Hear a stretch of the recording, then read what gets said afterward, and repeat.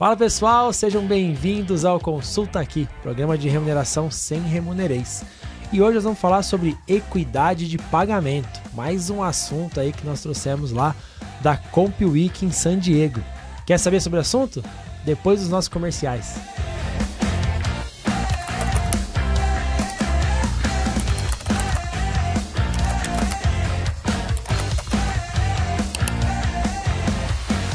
Fala pessoal, estamos de volta, Consulta Aqui, novamente com Felipe Cruz. Tudo bom, Fê? Hey, how it's going?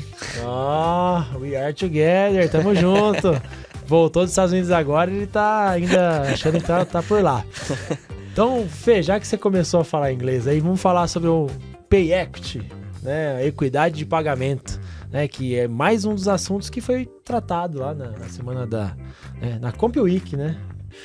Para não falar em português aqui, que já que você quer falar tudo em inglês. Fê, é o seguinte, equidade de pagamento, o que seria isso? Vamos lá, Felipe. Equidade no pagamento é algo que, primeiramente, nem deveria precisar falar sobre, né? Deveria ser algo Fato. Já rotineiro e habitual. Não levado lá numa semana tão importante de remuneração para falar disso, deveria ser algo normal. Sim. Mas o Pay Equity basicamente são gatilhos de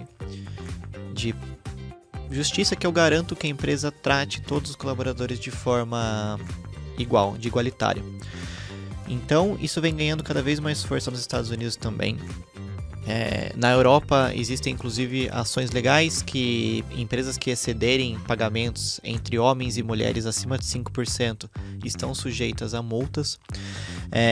Então é algo muito forte, é algo que vem ganhando cada vez mais tração, porque o viés é algo muito enraizado em nossa sociedade, não somente no Brasil, mas ao redor do mundo.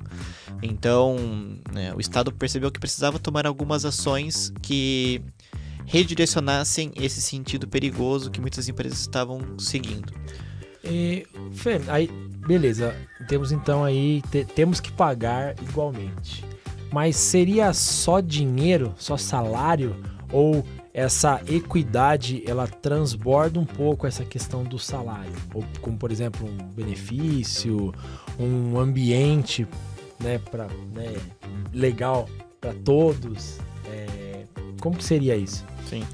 O Pay Equity, a princípio, ele foca muito entre diferenciação de homens e mulheres. Mas a gente sabe que hoje em dia não dá para simplesmente focar nisso. É preciso entender a relação entre raça, entre opção sexual, entre religião, como isso é tratado entre as empresas também, se as pessoas estão sendo tratadas de forma igualitária. E uma coisa que eu aprendi e que ficou muito forte em mim foi a questão de não é sobre igualdade nos salários, é sobre igualdade de oportunidades. Não adianta eu ter salários iguais praticados para pessoas no mesmo patamar, no mesmo nível, mas ao mesmo tempo eu tenho um número muito maior de diretores homens, eu tenho muito maior número de gerentes homens, ao invés de mulheres. Porque eu garanto um pagamento para a base igualitário, mas eu não tenho executivos tendo as mesmas oportunidades, ou seja, pessoas diversas de diferentes religiões, crenças, raças e gêneros. E isso é muito importante. Não adianta eu ter somente diversidade, eu preciso ter igualdade. E isso é um fator muito, muito interessante e, como eu disse anteriormente, é algo que é muito enraizado nas empresas.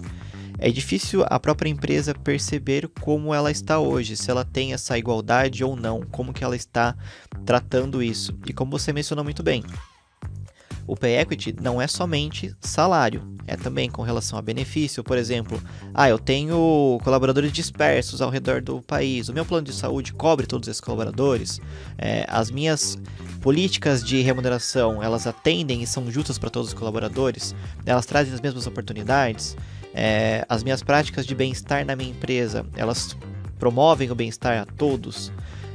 Quando eu promovo alguém para executivo, quais são os requisitos que eu exijo dessa pessoa? São requisitos que podem ser atendidos somente por homens ou pessoas somente por alguma característica? Eles podem ser atendidos por todos? Então tudo isso é preciso estar muito atento e entender se as oportunidades são as mesmas para todos. E esse é um ponto chave para essa questão. Legal, gostei da parte do... Não é apenas, né, salário, mas sim, né, a igualdade de oportunidade para todo mundo, né? Sendo igual aí, todo mundo tendo a mesma oportunidade, né? Ficaria um mundo mais justo, né? E aí, vamos seguindo nessa linha. Tá, como que eu sei, ou como que eu mapeio na minha empresa se eu tô fazendo certo? Se eu estou dando as mesmas oportunidades para todos, ou não estou dando as mesmas oportunidades? Como que eu mapeio isso? Onde que eu vejo se eu tenho um gap a ser resolvido? Enfim, como que eu faço? Como que eu resolvo esse problema? Certo, vamos lá. Eu não posso estabelecer se a minha empresa possui ou não boas práticas de diversidade e inclusão simplesmente por achismo. Eu não posso achar que eu tenho boas práticas ou achar que eu não tenho boas práticas. Eu preciso comprovar isso com dados. E aí foi algo que foi bem forte discutido no evento. Como que eu mapeio isso? Não há outra forma de eu mapear a não ser com dados. Eu preciso de fato ter características mapeadas de todos os colaboradores e identificar como que as políticas estão sendo aplicadas. O que eu posso mapear? Se, por exemplo, nos meus cargos de gestão, se eu tenho diversidade entre homens e mulheres, se eu tenho diversidade entre raças, eu tenho diversidade entre religião. Como que, por exemplo, no meu programa de mérito, o gestor tinha um certo orçamento para distribuir o mérito entre a equipe. Como que isso foi distribuído? Ele foi distribuído somente para homens, somente para mulheres? Os aumentos que homens ou pessoas brancas receberam foi maior que o aumento que as mulheres receberam? Tudo isso precisa estar muito bem mapeado. Então a questão de dados é fundamental para esse tema, tanto para leitura e mapeamento do problema, quanto posteriormente para a solução disso.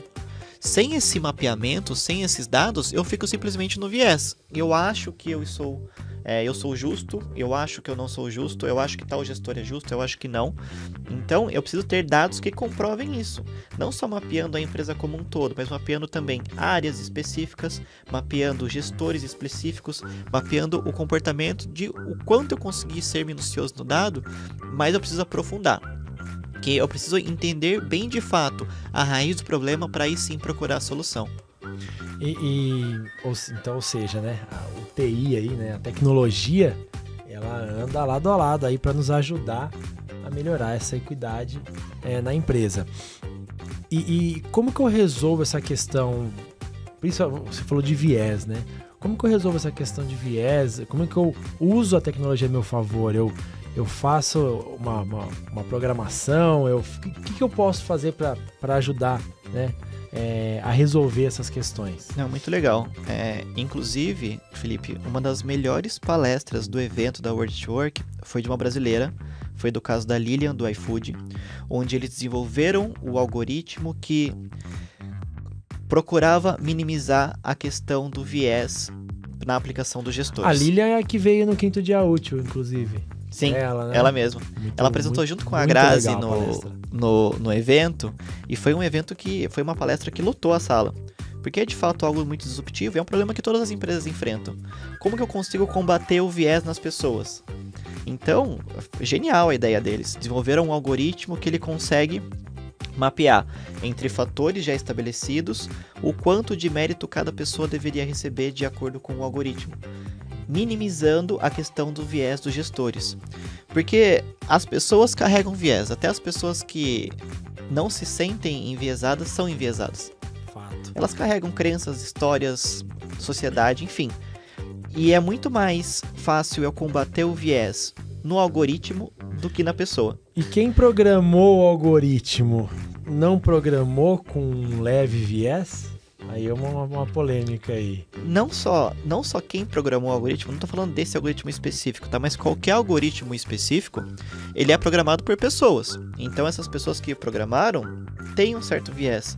E não só o algoritmo, mas a base pesquisada por elas, onde elas puxam essa informação, é uma base já enviesada, que ela carrega um histórico de viés. Sim. Então, eu ficar totalmente livre do viés é muito complicado, é quase impossível. Mas como eu combato isso é o ponto. Uma questão muito importante é, eu nunca posso tirar totalmente o ser humano da ação. O algoritmo ele precisa ser validado sempre. sempre pelo ser humano, para ele verificar. Tudo bem, eu tinha certos resultados, então as mulheres recebiam tal percentual de mérito, os homens recebiam tanto antes do algoritmo. Após o algoritmo, isso melhorou? Sim, mas eu não fiquei enviesado em algum outro setor, em algum outro fator, em algum outro ponto. Então isso precisa sempre validado, sempre revisto, né? Sempre revisto pelo ser humano. As informações, os resultados têm que estar sempre em atualização, sempre revistos. Por quê? Eu não posso confiar nem 100% no algoritmo, nem 100% no gestor. Mas com o algoritmo, eu consigo direcionar melhor a justiça, porque são fatores pré-estabelecidos que não vão ver a pessoa que está recebendo, mas vão ver sim a performance e, de acordo com isso, estabelecer um percentual de mérito justo ou não para essa pessoa. Então, eu entendo também que o caminho para a gente minimizar essa questão do viés nas empresas é o caminho da tecnologia. Não só no mapeamento dos dados, então eu consegui ter a leitura bem aprofundada, bem específica de como que a equidade, como que a diversidade está sendo trabalhada na minha empresa, mas também como que eu resolvo isso. Então, com o algoritmo, eu consigo minimizar bastante esse viés e, claro, ele sendo aprimorado ano a ano, cada vez mais vai chegar um tempo em que o algoritmo vai estar muito bem qualificado e vai tirar totalmente o viés do gestor nessa aplicação. Ou seja, os favoritinhos do gestor não vão mais somente eles ganhar aumentos, mas sim vai ser algo por justiça e, consequentemente, também gera um engajamento muito forte da equipe, porque ela sente um senso de justiça muito maior. Sim. Ela sabe que a justiça é aquela definida por aqueles fatores, a regra do algoritmo é estabelecida e visualizada para todo mundo, e com base nisso, ele se sente muito mais justo no que ele recebe. Ele recebendo ou não, ele sabe o porquê, sabe a questão dos motivos que ele recebeu ou não aquilo, e não fica naquela questão que, o Felipe recebeu aumento porque ele é o queridinho do gestor, ou por algum fator de diversidade que ele possui ou não. A justiça, o engajamento e até de candidatos que veem que as empresas estão indo por esse caminho é muito vantajoso e traz um diferencial competitivo muito grande para quem resolver aplicá-lo. Pô, bem bacana, porque isso acaba com aquela questão, como você falou, né? Aquele é meu queridinho, ou aquele, enfim, me fez um favor e tudo mais, né? Então acaba com isso, né? Acaba tendo... A regra do jogo é bem limpa daí, né? Essas são as regras, se você alcançar as regras, você vai ter uma promoção, um mérito, enfim. E é claro que, assim, eu deveria começar isso pela base. Uma das opções também é aumentar a minha diversidade do meu público, eu contratar cada vez mais pessoas diversas que tragam mais diversidade ao meu espaço de trabalho. Consequentemente, essas pessoas, eu promover oportunidades para elas. Aos poucos, isso vai melhorando dentro do meu ambiente de trabalho. Quanto mais diverso eu for, mais adaptável e um melhor ambiente para trabalhar essa empresa vai ser, né? Porque, como você disse no início, deveria ser algo já unificado, já normal. Tranquilo, é assim e não é, né? Sim, e não é, mas não é. Cada vez mais o mercado está indo para esse caminho, as empresas estão indo para esse caminho, a gente entende que é uma solução em andamento, dando cada vez passos maiores para essa solução. Tão importante que foi até falado aí na Comp Week, né, lá, né, por vocês e muito bem representado pela Lilian, né? Uhum. Então, que legal. Fica até a dica que para quem não assistiu ainda, assistiu o episódio do 5º Dia Útil, né, com a Lilian. Vou até pedir pro pessoal colocar aqui embaixo o link do episódio para ficar mais fácil para vocês assistirem, tá bom? E eu espero que vocês tenham gostado do nosso assunto aqui, mais um dos assuntos que nós trouxemos lá, né, da Comp Week em San Diego. E caso você tenha alguma dúvida, uma sugestão, queira falar sobre alguma coisa, né, queira que a gente fale sobre alguma coisa, manda aqui embaixo pra gente, que nós respondemos nos próximos episódios. Curte o nosso vídeo, compartilha ele, nos ajude aí a disseminar ainda mais o nosso programa. Espero que vocês tenham gostado. Muito obrigado, até a próxima. Tchau, tchau.